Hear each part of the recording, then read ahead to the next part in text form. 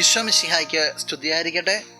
പ്രിയ സഹോദര സഹോദരി, നിനക്ക് നല്ലൊരു ദിവസം നേരിയ ഈശോ നിന്റെ ജീവിതത്തെ സമൃദ്ധമായിട്ട് അനുഗ്രഹിക്കട്ടെ. ഈശോ വിശുദ്ധ പത്രോസിൻ്റെ ജീവിതത്തിൽ കുടുംബത്തിലേക്ക് ചെല്ലുന്ന ഒരു രംഗം സുവിശേഷത്തിൽ വിവരിക്കുന്നുണ്ട്. പത്രോസിൻ്റെ അമ്മായിയമ്മ പനി പിടിച്ച് കിടക്കുകയാണ്. ഈശോ ചെന്ന് ആ മകൾക്ക് സൗഖ്യം നൽകുന്നു. വീണ്ടും ധാരാളം ആളുകൾ ഈശോയെ തേടി അവിടെ എത്തിയാണ്. അപ്പോൾ ഈശോ ചെയ്ത പ്രവർത്തനത്തെക്കുറിച്ച് സുവിശേഷത്തിൽ ഇങ്ങനെയാണ് പറയുക.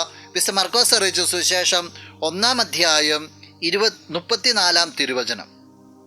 വിവിധ രോഗങ്ങൾ ബാധിച്ചിരുന്ന വളരെ പേരെ അവൻ സുഖപ്പെടുത്തി, അനേകം പിശാചുക്കളെ പുറത്താക്കി. അപ്പോൾ വിവിധങ്ങളായ രോഗങ്ങൾ ബാധിച്ച ഒരുപിടി ആളുകൾ വന്നു, അവർക്ക് സൗഖ്യം നൽകി, പിശാച് ബാധിതരെ സുഖപ്പെടുത്തി.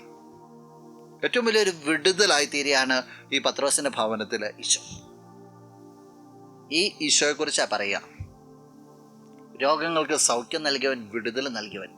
ഈ ഈശോയുടെ മുമ്പിൽ ഈ പ്രഭാതത്തിൽ നീ ആയിരിക്കുമ്പോൾ നീ ഒന്ന് കുറിക്കണം. നിൻ്റെ രോഗങ്ങൾക്ക് സൗഖ്യം നൽകുവാൻ, നിൻ്റെ പ്രതിസന്ധികൾക്ക് ഉത്തരം നൽകുവാനായിട്ട് ഈ കർത്താവിന് സാധിക്കും. കർത്താവ് ഇടപെട്ടിരിക്കും. ജീവിതത്തിലേക്ക് കർത്താവിനെ ഒന്ന് സ്വീകരിക്കാമോ? കർത്താവിന് ജീവിതത്തിലൊരു വില കൊടുക്കാമോ? നഷ്ടധൈര്യരാകരുത്. കാരണം കർത്താവ് നമുക്കുണ്ട്. അവൻ ഇടപെട്ടിരിക്കും. നമുക്ക് പ്രാർത്ഥിക്കാം. കണ്ണുകൾ അടച്ച് കരങ്ങൾ കൂപ്പാം.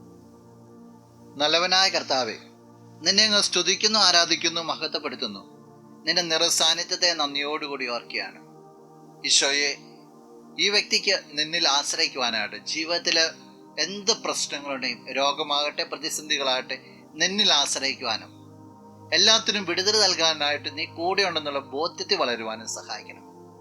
ഇന്നത്തെ ദിവസത്തിന് വേണ്ടത് എല്ലാ കൃപകളും നൽകണം, ഇപ്പോഴും എപ്പോഴും എന്നേക്കും. ആമേൻ.